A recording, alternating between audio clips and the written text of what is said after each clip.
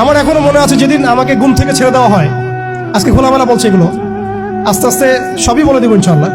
যেদিন আমাকে ছাড়া হয়েছে ওই দিন আমাকে বলা হয়েছিল যে আমি যদি ঘুমিয়েও থাকি তবু আমাকে ঘুমের মধ্যেও মনিটর করার জন্য মানুষ থাকবে।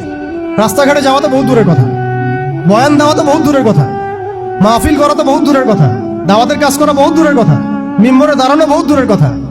তুমি আমাদের চোখের মধ্যে থাকবা যখন তুমি ঘুমের মধ্যে থাকবা। তো এটা আমরা তখন শিখেছি যে মানুষের প্রাইভেট লাইফ বলতে আর কিছু বাকি রাখে নাই তারা। আপনি ফোন নিয়ে যা করতেছেন এভরিথিং তারা মনিটর করতে পারে, এভরিথিং। কাকে মেসেজ করতেছেন, অনেক ভাই তখন আমার সাথে দেখা করতে আসলে আমরা ইগনোর করতাম তার ভালোর জন্যই, বিকজ সে বিপদে পড়বে আমার সাথে দেখা করতে আসলে।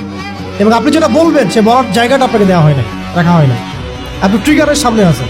তো আল্লাহ পাকে সন্তুষ্টির জন্য কথা শুনেছি, অনেক সহ্য করেছি, মেনে নিয়েছি, গালি মন্দও খেয়েছি। আর এটাকে সুন্দর করে নাটক সাজানো হয়েছিল যে পারিবারিক কলহের কারণে আত্মগোপনে চলে গেছে। তো পারিবারিক কলহের কারণে আত্মগোপনে আমার সাথে আরো 4 জন কিভাবে গেল, আমার গাড়িও বা কিভাবে গেল, আর বাংলাদেশের গোয়েন্দা সংস্থার হেডকোয়ার্টারে আমার লাস্ট লোকেশন কিভাবে পাওয়া যায়।